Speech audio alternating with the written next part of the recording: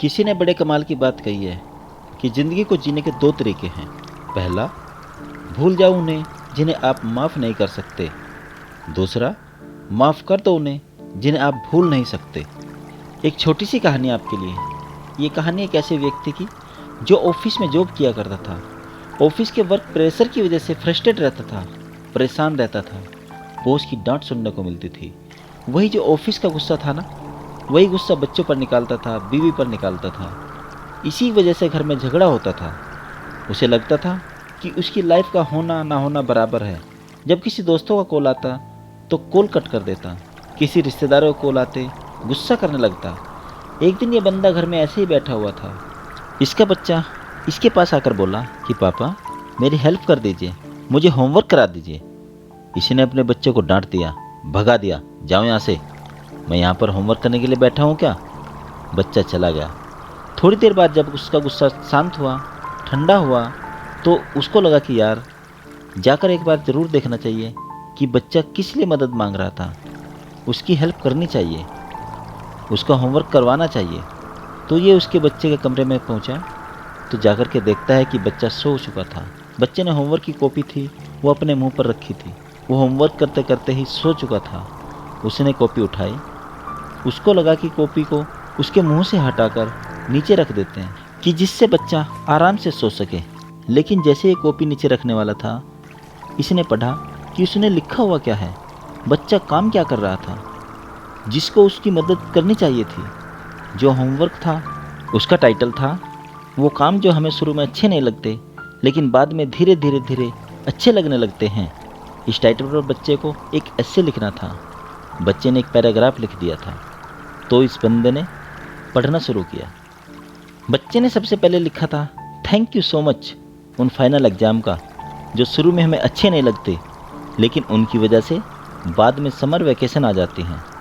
Thank you so much उन कड़वी बेस्वाद लगने वाली दवाइयों का जो शुरू में तो बिल्कुल अच्छी नहीं लगती लेकिन बाद में उनकी वजह से हम सब ठीक हो जाते हैं।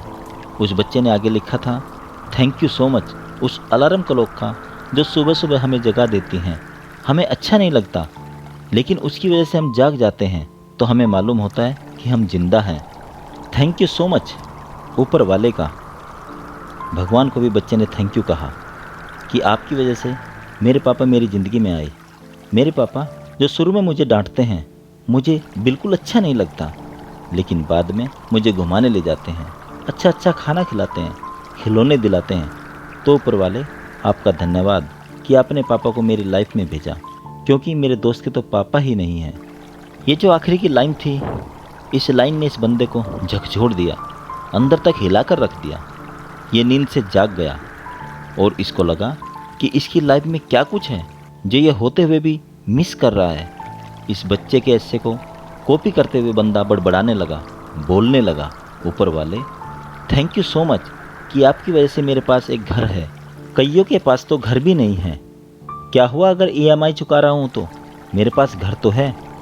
उसके बाद उसने बोला कि थैंक यू सो मच ऊपर वाले, आपकी वजह से मेरे पास परिवार है, कईयों के पास में तो परिवार भी नहीं होते और दुनिया में अकेले होते हैं। इस बंदे ने बोला कि थैंक यू सो मच ऊपर वाले, आपकी वजह से मेरे पास ऑफिस है, वर्क प्रेशर है तो क्या हुआ, थोड़ा सा काम का प्रेशर है तो मेरे पास में जॉब तो है, कईयों के पास में तो जॉब होती ही नहीं।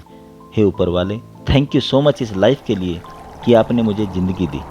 छोटी सी कहानी बहुत बड़ा पॉजिटिविटी का मंत्र देती है। ज़िंदगी में जो मिला है उसी में खुशियाँ ढूंढना शुरू कीजिए और उन्हीं खुशियों को ढूंढते ढूंढते ज़िंदगी का दायरा बड़ा करने की कोशिश कीजिए क्योंकि जब आप अपने हौसले को बुलंद रखेंगे तो ऐसा कुछ भी नहीं जो आप पा नहीं सकते।